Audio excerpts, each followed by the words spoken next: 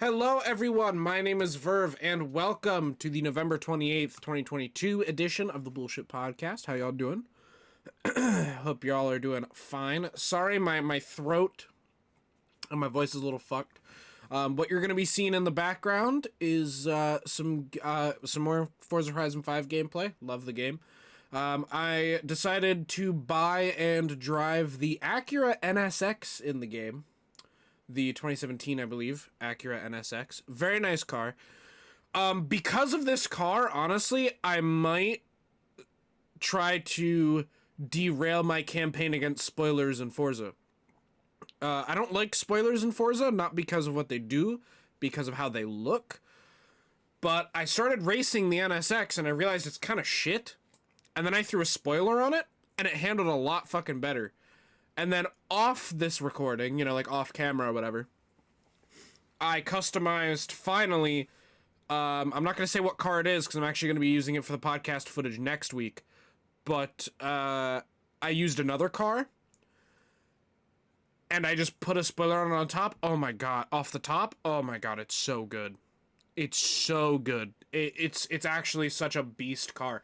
I did a street race where the drivatars, which are like the name that they give AI drivers in races, the AI drivers, dude, they fucking absolutely got shit on. They were in like Lambos, Ferraris, fucking, I think one was even in an Aston. And I think one was in like a couple of them were in McLarens, dude. They were in like these Uber like supercars, right? I'm in a fucking, I'm not gonna say what car it is still, but all I'm gonna say is it was a two-door JDM car that's very popular. Smoked their asses. It was so insane. The thing handled so nicely. But anyway, that's enough about the background footage. Let's get right into the podcast with our first topic for today. There's going to be a new Starship Troopers game? Yes, ladies and gentlemen. Developer Offworld Industries, the studio behind Squad, which Squad is kind of like the realistic, it's kind of like, I don't want to say poor man's Arma, because it's not like Arma's incredibly expensive, and it's not like Squad's incredibly cheap. Squad is just kind of like, it's kind of like a slightly upscaled Battlefield, but lower scale than Arma, if that makes sense. It has revealed Starship Troopers Extermination, a new 12-player cooperative FPS coming to Steam Early Access next year. Offworld is making Extermination in collaboration with Sony Pictures Consumer Products, and in the game, players will engage in the squad-based FPS combat to exterminate the arachnid threat fans of the 1997 film will know really well. Those squads will need to work together in order to complete objectives, acquire resources necessary to continue the fight, build and defend a base of operations, and ultimately escape to the one extraction point as a team. Sorry, I had to cough. Starship Troopers Extermination puts players on the far-off front lines in an all-out assault against the arachnid menace, a press release for the announcement reads. Squad up as a trooper in the Deep Space Vanguard, an elite special forces group within the mobile infantry, and get ready to stomp some bug because no trooper will ever stand alone as they line up shoulder to shoulder with their fellow vanguards. Trusty Morita assault rifles in hand to battle against hordes of bloodthirsty insectoid aliens on the hostile surface of the planet Valaka. So I will show these off. Here's some cool little,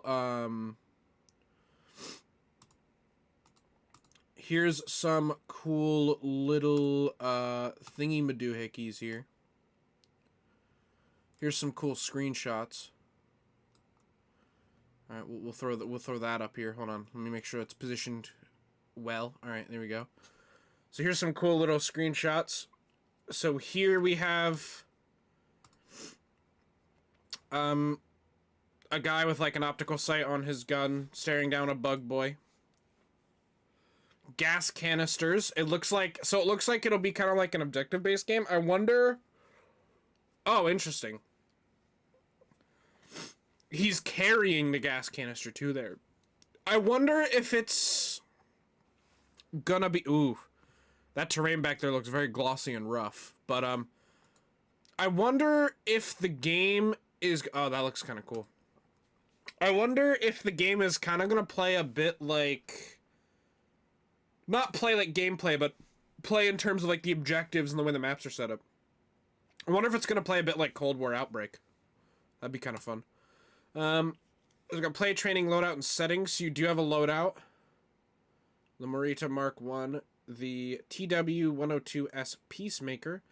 Thermocharge, a powerful set of explosives that can be manually triggered by a remote detonator. So basically kind of like C4, okay. Wait, what did that say? Assault Infantry. Next unlock cluster grenade. Jetpack boost and high intensity speed training. So this is kind of like a rush. Yeah, an assault class. That kind of gives me PlanetSide vibes, actually, which is cool. So here's a look at a map.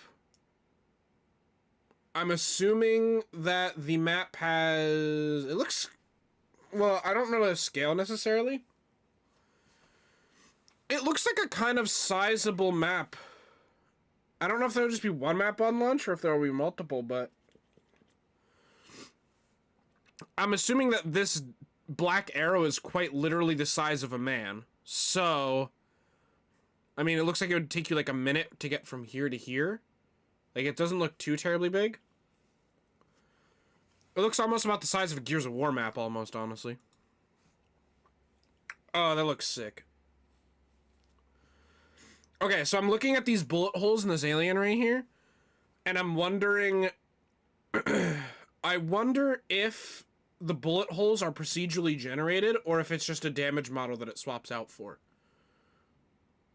I'm sure that if it swaps out for a damage model, it probably won't really be noticeable by a lot of players, and nobody would really care that much, but it would be really cool if it was procedurally generated. So, like, if you actually shot these holes, like, if you actually shot the alien just in the jaw, you just see a big cluster of holes here. Versus it being kind of all over like it is. But yeah, those aliens look fucking wicked. So that guy won his match. Oh, so it's like a defense thing too. Nice. And there's a couple buds holding it down, holding down a choke point. Very nice. Arachnid hive detected. The FOV looks really close, and they're playing on PC, so I'm kind of hoping that FOV gets added later. I really hope it's not fake FOV, okay? Do you guys know what I mean by fake FOV? So, in games, sometimes when you... Fallout 4 has this, and it's so fucking annoying. When you adjust FOV and it affects everything in the background, or it affects your whole screen except the weapon in your hands. That's so annoying. Like, it almost, like, cuts out the gun in your hand like a thumbnail, and it just removes that from the equation and stretches everything else out, and then it just leaves this really close up on your face. That's very annoying. I hate that.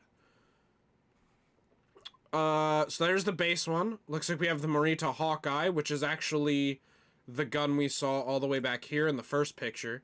This is the Morita Hawkeye. So that's very interesting. We have the normal pistol. We have a grenade launcher, and then there's not even a silhouette for these guns, so we have no clue what they are, but that's fucking cool. It's got, like, stats and stuff. Okay. Interesting. I am interested to see where the game goes. Here are some Starship Troopers Extermination key features straight from Offworld. Cooperative gameplay. 12 players can team... 12 players, god damn. Can team up in... Oh, dude!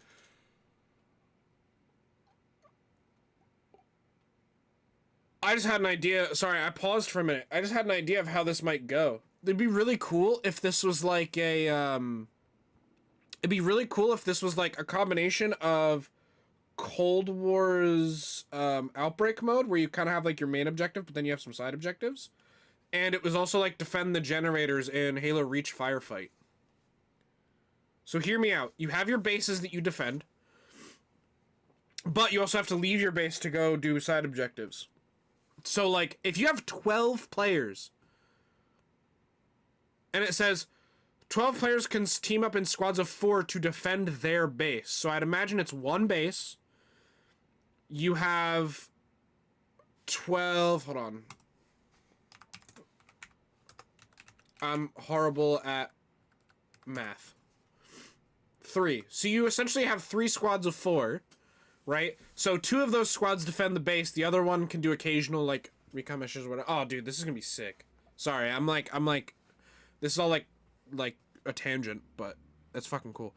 Defend their base, complete objectives, gather resources, and try to kill every bug in sight. 3 playable classes. Choose from Assault, Support, and Defense classes to best suit your playstyle and support the rest of your squad. So we know what Assault does. I'm assuming Support is like ammo and health, and then I'm assuming Defense might give you like a build tool to repair and like fortify your base, maybe. Build defenses, construct walls, towers, ammo stations, and more using resources acquired from planet-side refineries. Yeah, so it's almost like an FPS, and it also combines RTS. Class progression system. Unlock new weapons, equipment, and perks for each class to become an elite warfighter among the Deep Space Vanguard. 5 unique bug types. At early access launch, encounter drone, warrior, gunner, plasma, grenadier, and tiger elite enemy bugs during planet-side missions. Escalating infestation levels, increasing bug threat levels during missions, bring bigger and more dangerous enemies to fight. Large-scale battles, a massive map with 5... Well, I don't know about massive. That was a really zoomed-in version, I guess, if it's massive. With 5 unique zones and swarm-based combat with hundreds of enemy bugs on screen delivers the sense of an overwhelming planetary war. Ground war, retake bases and refineries, destroy hives, and complete a variety of side objectives to wrest control of the map away from the bug menace. And the ping system, communication is key. The ping system, okay, so easy way to call it points of interest. So it's basically like Warzone pinging, I'm assuming. Something kind of similar, which again is very good. Are you going to check out, the Game Informer asked, are you going to check out Starship Troopers Transformation next year? Yeah. Honestly, this sounds super fucking awesome. Like, I actually want this game. I haven't even watched the 97 film, and I want this game. Jesus Christ. Anyway, we're going to move on to our second topic, alright? This is insane. This is an insane idea, chat. Listen to this idea, okay? Listen to this shit, right? I read the headline, and I was like, bro, this sounds insane. Warner Brothers Discovery revealed last month that it had hired Peter Safran and Marvel Studios album and director James Gunn, who directed Guardians of the Galaxy, Suicide Squad, and Peacemaker, to lead as co-CEOs of DC Studios, as reported by Variety. Since then, Gunn has been fielding questions about DC Studios, the DC Universe's future, and what his plans are as a new lead within DC's entertainment output. When asked on Twitter yesterday if he and Safran are, quote, planning to give more DC characters TV shows that'll add to the story of the DC extended universe, Gunn responded, yes, most definitely the DCU will be connected across film, TV, and animation. In a follow-up tweet, a user asked, is there any plans to connect games to this larger DCU canon as well? In which Gunn simply responded, yes. It's an interesting response and idea, especially given that it seems clear Warner Brothers Discovery wants its DCU to become something more akin to Marvel Studios' MCU. However, MCU plans don't include video games because Marvel video game efforts through partners such as Insomniac Games' Spider-Man and Crystal Dynamics' Avengers and others do not connect in any way. In fact, Marvel Games Vice President and Creative Director Bill Roseman said back in September that it is important that each studio's Marvel game is not connected to the rest, as it allows for narrative freedom, and said the studio might not get otherwise. This is one area DC could differ greatly from Marvel, and who knows, perhaps it's the creative edge DC needs to catch up on the MCU, but only time will tell. So, this is insane. You're telling me that you want not only the movies to link up, not only, which is, like, kind of light work, at least when you're comparing it to what DC has done. Not only do you want the movies to link up, not only do you want the TV shows to link up, which is also what Marvel is doing, but you also want, like, animated shows, which are kind of like TV shows, just different process. But you also want the games to be linked to all this, too. The games. You want the games to also be linked to the movies, the TV shows, like, all that shit. That's interesting. That's very interesting. It's kind of insane.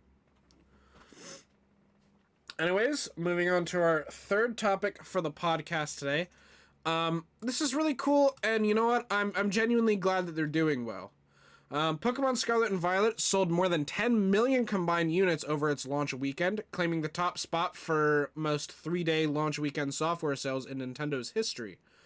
The number, which includes physical and downloadable copies, as reported by Nintendo, already places Pokemon Scarlet and Violet in the top 15 best-selling Nintendo Switch titles of all time. In this 3-day number, Pokemon Scarlet and Violet have already outpaced lifetime sales of games such as Splatoon 3, Kirby the Forgotten Land, Nintendo Switch Sports, and Super Mario 3D World and Bowser's Fury. The current overall best-selling Nintendo Switch title is Mario Kart 8 Deluxe, which has sold just over 48 million units as of the end of September. As of this writing, which is the article, which is on the 23rd, the Pokemon franchise occupies 3 of the top 10 slots of lifetime Nintendo Switch software sales, with Let's Go Pikachu and Eevee at number 10, Brilliant Diamond and Shining Pearl at number 8, and Sword and Shield at number 5. Pokemon Scarlet and Violet just need to sell under 5 million more combined copies to crack into the top 10. To date, the Nintendo Switch has sold over 114 million units. Jesus Christ. Pokemon Scarlet and Violet represent the first time players are able to explore a fully open world environment in a mainline Pokemon RPG. While critics praise the various aspects of the newest games in this series, the technical performance has been universally panned. However, despite those concerns, Game Freak, the Pokemon Company, and Nintendo clearly have another massive hit on their hands, and you can read their full review of Pokemon Scarlet and Violet if you want. Yeah. Interesting. Wow. So it seems like Pokemon's kind of picking up, which is nice. Yeah, I mean, maybe at some point if I ever get... Hold on. I really have to take a break for a second. Hold on real quick. Okay. Sorry about that. I had to blow my nose. So I do think that, what was I saying? Oh yeah, honestly, just because of Pokemon, literally just because of Pokemon, I do think that, I'm interested in getting a Switch. At some point, if I have the money. I don't want to go drop like $500 on a Switch if there's not games. That was kind of something that I wanted to, you know, make sure that I could get. Because with Sony and Microsoft's big hitters coming to PC, there's not really a reason to get a console ever except for Nintendo stuff. And I've never been a Nintendo kid. So honestly, like, it would be interesting to get a Switch someday and then go back and play, like, Super Mario Odyssey. Where, like, so many people who've already played Nintendo stuff have been, like, you know, they've played it and it was a great game. And they're like, oh my god, I remember when this game came out. And, like, I'm over here, like, completely experiencing it brand new for the first time. I think that would be kind of cool. Anyway, moving on to our fourth topic. Do you guys want a Fracture? Well, do you guys want a Fracture? More specifically, a Fracture event? Because I'm going to talk about Fortnite for a few minutes.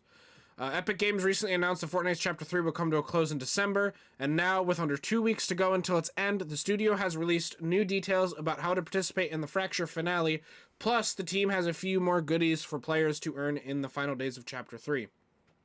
Whether you squad up with up to 3 more players or play solo, the fate of the Battle Island is in your hands, according to Epic. While it's still unclear exactly what we'll be doing December 3rd, we do know how to actually participate now. Epic Games says Fracture is a one-time only in-game event that begins on Saturday, December 3rd at 1 p.m. Pacific Time and 4 p.m. Eastern Time. 30 minutes prior to the event start, a new Fracture playlist will go live, and you can join this at any time until 1:40 p.m. Pacific Time and 4:40 p.m. Eastern Time, so basically 40 minutes after. After that, the playlist will be closed. The Fracture event supports parties of up to 4 players. If you're not queuing into the event with some friends, but would like to go squad up with someone, you can emote with players during the event to form one. The last thing to note is that replays of the event will not be available, so take whatever measures you need to save your gameplay if you're looking to do that. Epic Games also announced the Toasty Roast emote. It's ode to Chapter 3. Chapter 3 is not quite over yet. Avian Ambush Week, whatever the fuck that is now live and runs through November 29th, which is literally tomorrow is when that ends. Loot holding chickens will be multiplied, taking over the surrounding wildlife, according to Epic. You can complete chicken-themed quests for XP, as well as bonus goals that will give you level up tokens. After Avian Ambush Week, Bargain Bin Week will begin. A blog post reads, from 9 a.m. Eastern Time on November 29th to 3 p.m. on December 3rd, character goods and services will be deeply discounted, giving you more for your bars. As with Avian Ambush Week, complete special quests for XP, plus bonus goals for level up tokens. In the lead up to Chapter 3's finale, be sure to wrap up any loose ends you might have, including open quests, the Season 4 Battle Pass, and more. So there you go. If you're basically, it seems like if you're into Fortnite, you need to get your shit together, man. You need to get your shit together. You need to get all the challenges and all the shit that you want to get before this event hits, because it seems like they're not going back. So, ladies and gentlemen, we are moving on to our fifth and final gaming topic. For once, the real-life oddity topics are actually almost matching the gaming topics this week, which is kind of insane. We're moving on to our fifth and final topic. We're going to be moving back to Nintendo for a little bit, because Mario Kart 8 Deluxe is getting a couple new tracks. So this has an original story and an update, so we'll cover the original that was published all the way back on September 13th. Sorry, I had to count that out in my head. This is all the way back on September 13th they originally covered this. So, we're rapidly approaching the midway point for Mario Kart 8 Deluxe's booster course pass content. With 2 of the 6 promised waves of new content already out, Nintendo has begun teasing what players can expect with the 3rd wave, which is due out this holiday season. During today's Nintendo Direct, we learned the first 2 courses coming in the 3rd 8-course wave of new tracks. Fittingly, the first course we learned about for Wave 3 of the Booster Course Pass is Merry Mountain. This holiday-themed track first made its debut in Mario Kart Tour in 2020 as part of the Winter Tour. Meanwhile, for those looking for something not holiday-themed, Nintendo is also bringing Peach Gardens, a track that first appeared in Mario Kart DS in 2005. Wave 1 brought fan favorites such as like Coconut Mall from the Wii, Choco Mountain from the Nintendo 64, and Sky Garden from GBA. While Wave 2 gave us tracks like Calamari Desert from N64, Mario Circuit 3 from SNES, and Mushroom Gorge from Wii. Each wave has given us 2 tracks from Mario Kart Tour, with Wave 2 also including an all-new course in Sky High Sunday. So that was the original story back in September. But here is the updated story, which came out last Monday, actually. That I didn't cover this in the podcast, I don't think. I don't think I've ever doubled up on stuff unless it was a new thing. But I think this was one of the lesser stories that I didn't want to cover, because I remember skimming over it and going, wow, this is like nothing. But now we actually have an update that was made last Monday. Because again, I usually gather the topics the Sunday before the Monday that they go up, so I wouldn't have seen this anyway. So, update as of last Monday, Nintendo announced in September that Wave 3 of Mario Kart 8 Deluxe's Booster Course DLC was coming this holiday season, and now the company has revealed we'll be getting 8 tracks on December 7th. There's a trailer in the tweet, which we will not watch, but you can go there. Just go to Nintendo of America's Twitter, and I'm sure you'll be able to find it. As you could see if you watched it, Wave 3 features some returning classics from prior Mario Kart releases, as well as a few from Mario Kart Tour,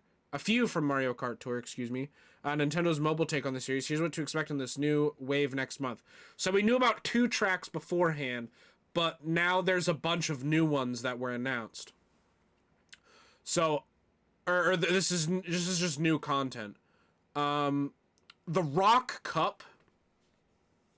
There's 2 new cups, which are like little tournaments, right? Race tournaments. So there's Rock Cup, Tour London Loop, gobsmack your rivals as you drift around familiar landmarks and into first place in this England-inspired course originating from the mobile game Mario Kart Tour. GBA Boo Lake, get your feet wet on this spooky boo-filled track set on a haunted lake in this course that originated in Mario Kart Super Circuit. 3DS Rock Mountain. Careful, sharp turns and bouncing boulders abound on this high-altitude course. Here's a mountaineering tip. Ramp over a warp pipe to put some wind in your sails. And then Wee Maple Treeway. Leap through the fall foliage and race across massive trees on this course from Mario Kart Wii. Just don't disturb the wigglers enjoying an autumnal stroll. I almost read autumnal as autumnal. But it's not autumnal, it's autumnal. And then you're also getting the Moon Cup, which is Tour Berlin Byways. Watch out for falling womps and thwomps as you make your way around the stunning sights in this course that originated from Mario Kart Tour. DS Peach Gardens. These were the two maps that were originally teased in September. So DS Peach Gardens, chirping birds, bopping chain chomps, and fields of flowers flourish on this course set in the vast gardens of Peach's Castle from Mario Kart DS. Can you spot all the familiar topiaries? I'm assuming that's like a tree thing. And then Merry Mountain, hit the half pipe and bank up the snowy hills on this charmingly festive course from Mario Kart Tour that features massive candy canes and wrapped gifts galore. And is that a flying sleigh train? And then 3DS Rainbow Road. Look up in the sky. It's Mario. Rainbow Road winds and twists around multiple planetoids on the celestial course that originated in Mario Kart 7 on Nintendo 3DS. So that's all the new shit. When Wave 3 launches December 7th, Mario Kart 8 Deluxe will feature 24 additional tracks with another 24 still to come. Each wave consists of 8 tracks, and Nintendo is set on to release 6 waves of DLC courses in total, with the final wave hitting the game before the end of 2023. So yeah. I kind of like this. Okay, so this is going to sound weird because I don't play Mario Kart. But I kind of like this idea of, it seems like they are adding content to the same game over a longer period of time versus releasing a new game. Like, I shit on Overwatch a lot. Because Overwatch used to be, like, the first one used to be a very fun game. And I understand that it was getting really stale. And so they added new heroes. Adding new heroes isn't an awful idea unless you know how to balance them correctly. And they never balanced their new heroes correctly, ever. They always released either completely useless or completely too overpowered. And I know you can't get it exactly right the first time, but it was kind of pathetic. Then Overwatch 2 came out, and we all kind of thought, why the fuck is this a thing? Now, I get it that they're adding a campaign, okay? I get that. I get that they're adding a single player. There's going to be a single player experience, whatever. But why did this game come with a multiplayer?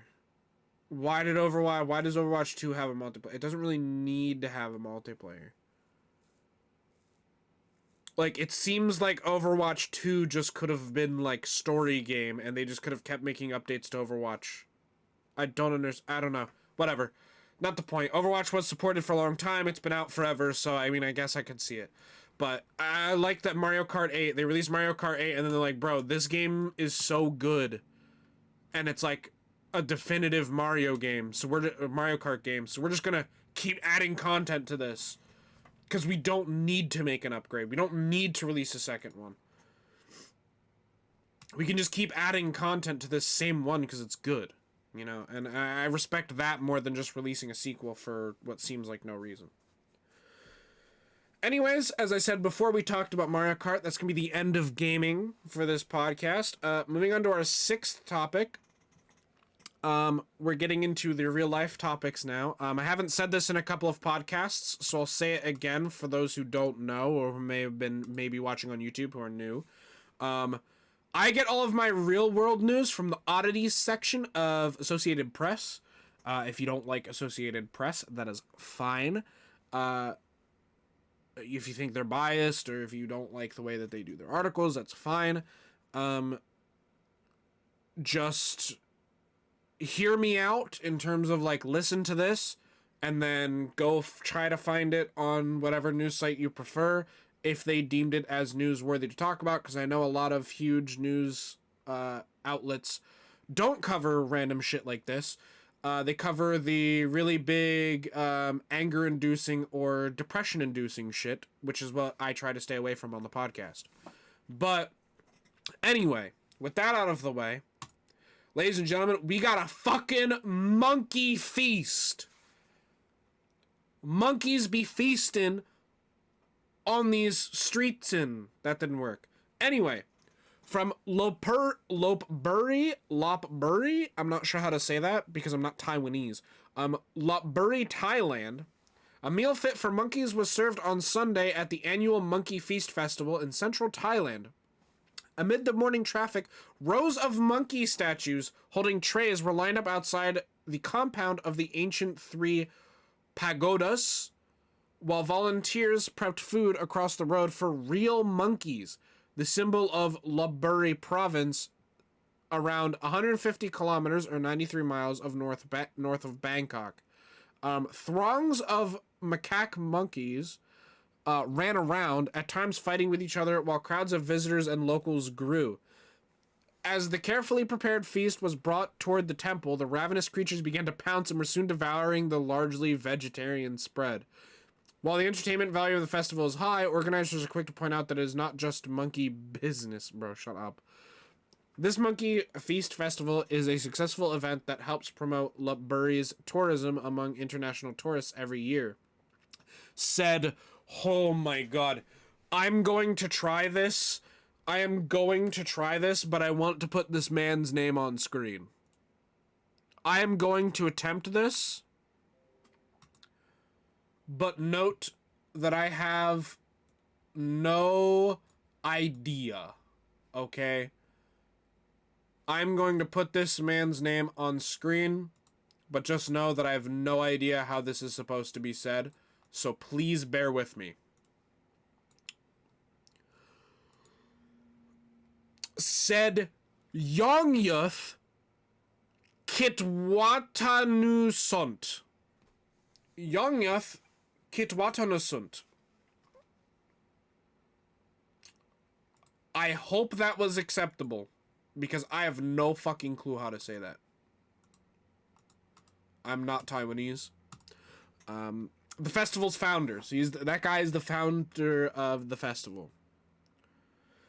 Previously, there were around 300 monkeys in Lopburi before increasing to nearly 4,000 nowadays. But Lopburi is known as a monkey city, which means monkeys and people can live in harmony. Such harmony could be seen in the lack of shyness exhibited by the monkeys, which climbed onto visitors, vehicles, and lampposts. At times, the curious animals looked beyond the abundant feast and took an interest in other items. There was a monkey on my back as I was trying to take a selfie. He grabbed the sunglasses right off my face and ran on top of a lamppost and was trying to eat them for a while. Said Ayesha Bhatt, an English teacher from California working in Thailand. The delighted onlookers were largely undeterred by the risk of petty theft, although some were content to exercise caution. We have to take care with them, better leave them to it. Not too near is better, said Carlos Rodway, a tourist from Cadiz, Spain, having previously been unceremoniously treated as a climbing frame by one of the audacious monkeys. The festival is an annual tradition in Lopburi, the provincial capital, and held as a way to show gratitude to the monkeys for bringing in tourism. This year's theme is Monkeys Feeding Monkeys. An anecdote, I think they said... Wait, what the fuck? An antidote to previous years where monkey participation had decreased due to high numbers of tourists, which intimidated the animals. Oh, okay, that sentence did not make sense. I thought they were trying to say anecdote, but they said antidote. Yeah, that makes sense, okay. Yeah, no, so the picture here, as you can see when I pull it up, you can see that they have, like, you can see that they have like monkey statues that are like giving food to the monkeys. So it's a bunch of monkey statues that kind of look like people, but they're monkey. Look at the little dudes, man. Look at the little guys. Look at all the monkeys. Look at all the monkey. Monkey. Monkey. Monkey. All right, anyway. I gotta stop just looking at monkeys. Moving on to our 7th podcast topic for the day. This is definitely a situation when you're overqualified for the job. Because, ladies and gentlemen, this comes out of Shirley, New York. A group of police officers who helped deliver a baby at a Long Island home over the weekend included a sergeant who helped another newborn take his first breath 5 years ago.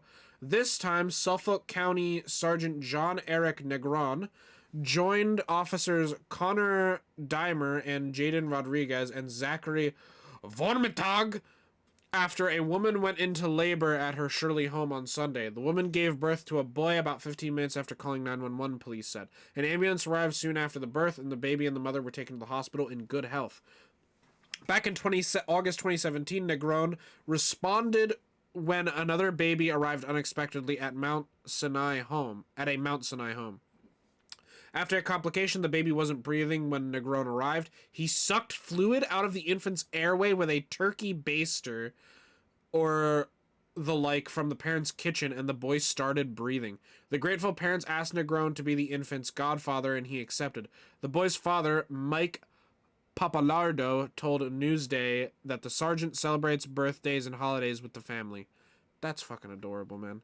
Negron, 37, has no children himself, but he has also assisted in other births during his career, according to Newsday. He told the newspaper that he keeps expecting each one to be the last, but at this point, I couldn't be surprised if it happened again.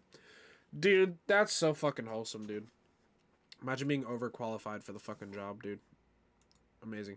We're gonna go from, like, a really fucking wholesome, like, this officer is saving the lives of newborn children, to absolute nightmare fuel.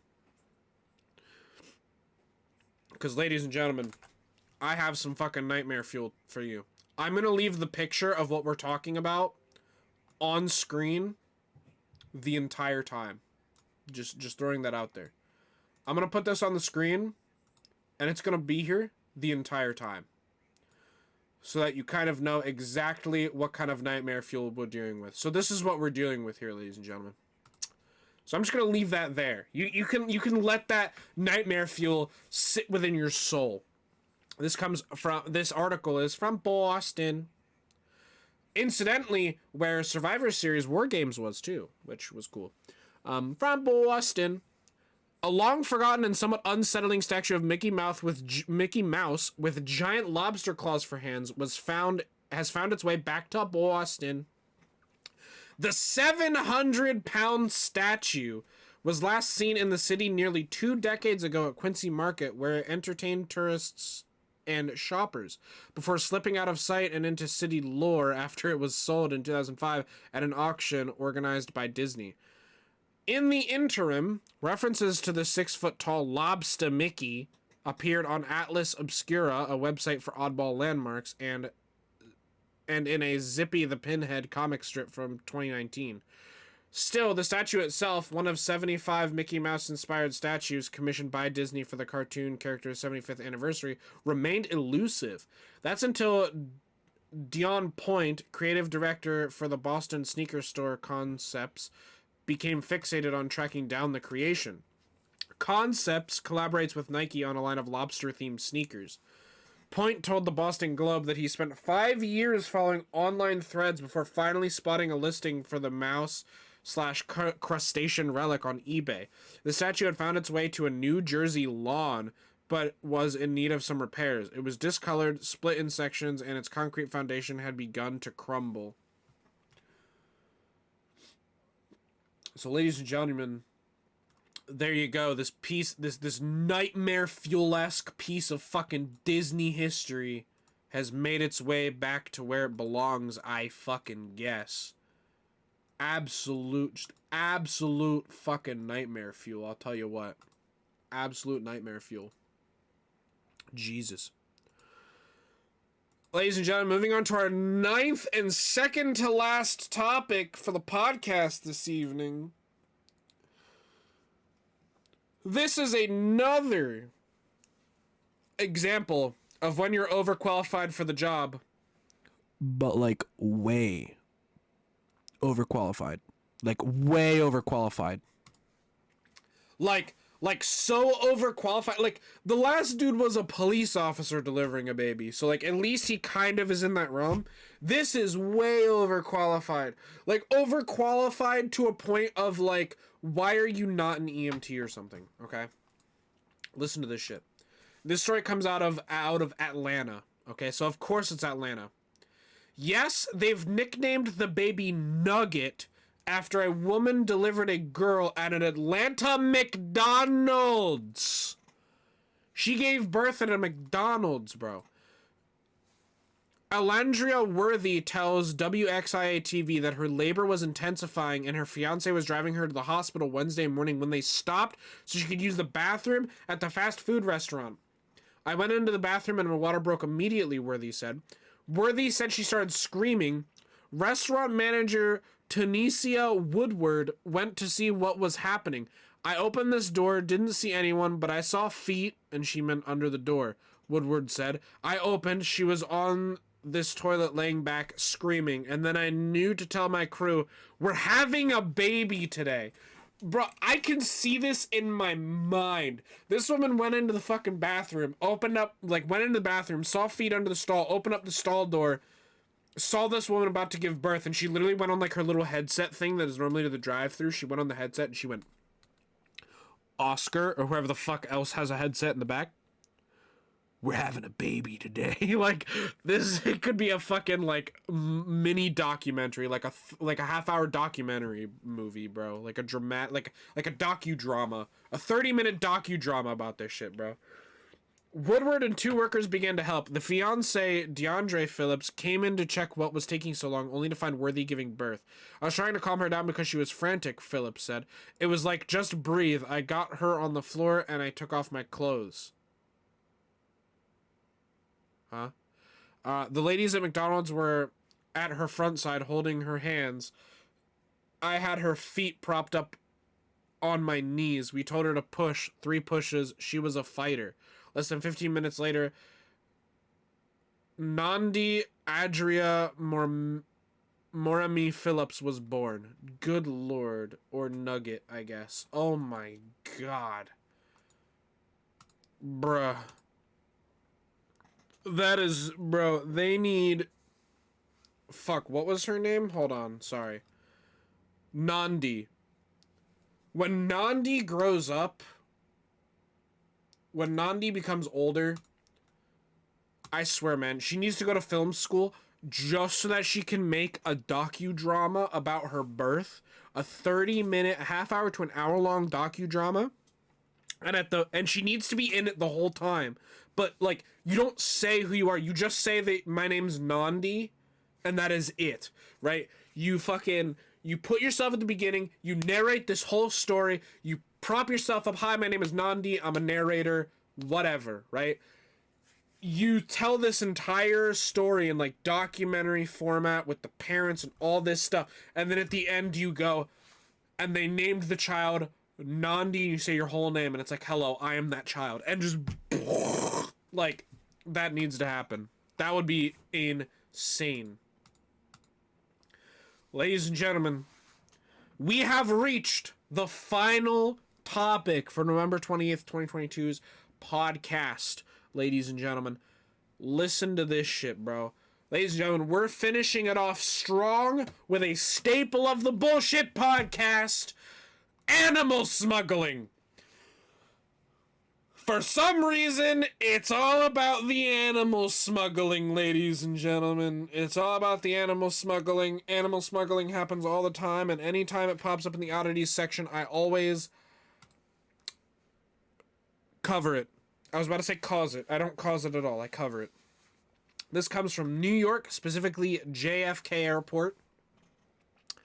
Don't accuse the TSA of catnapping on the job.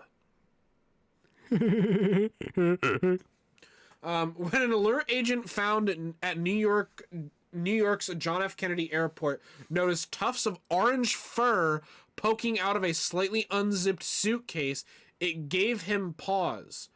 As the bag went through the X-ray unit, November 16th, the Transportation Security Administration agent was in for a surprise. Inside were 4 paws and a tail belonging to a feline stowaway. Look at this fucking image. Hold on. Look at this image. Look at this image. That is a fucking cat. That is a cat. Dude, let's get the proper like red circle, bro. That is a cat. That is a fucking cat inside of a suitcase, man. That is a fucking cat. On the bright side, the cat's out of the bag, a TSA spokesperson tweeted Tuesday. The passenger was paged to return to the ticket counter after the cat was found. The spokesperson, Lisa Farbstein, of course, said in an email. The traveler said the cat belonged to someone else in the household, implying that he was not aware the cat was in the suitcase. The stowaway cat, identified by the New York Post as Smells, was returned to its owner. The cat's owner told the Post that Smells must have crawled into the suitcase of a visiting friend. She didn't know her tabby was missing until airport officials reached her. Bruh. How the fuck are you gonna be that bad of a cat owner? Listen. I'm not gonna say anything about, like, being you know... I understand that sometimes you can go most of a day without seeing a cat, especially if you're like intense in work. But the average person who isn't like a streamer or whatever usually spends their time watching TV in some sort of family room. Maybe not anymore, actually, but that's kind of in my mind. The average person spends their time watching TV in like a family room. So how the fuck do you not notice when your cats are around? Granted, when I'm back in my room, sitting at my computer, right? When I'm in my room, sitting at my computer, yes. I do not know where my cats are constantly, because they never come into my room. But, anytime I leave my room, I am immediately aware of my cats. Like, immediately. I know exactly where they are. Maybe not exactly where all of them are at any time, because we have 4 of them. But I see them around. I see them sleeping or just hanging out. You know, you see cats. Cats are an animal that kind of hide, but I guess when you own them for a while, you kind of have this sixth sense of where they are, right? Either this person's a relatively newer cat owner, or they just haven't acquired those skills, I guess, because they do something that requires a lot of attention. Because that is insane. How the fuck do you not know where your cat is? That boggles my mind. It really does.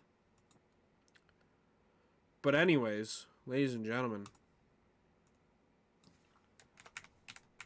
that was the last topic of the November 28th bullshit podcast. And you know what that means?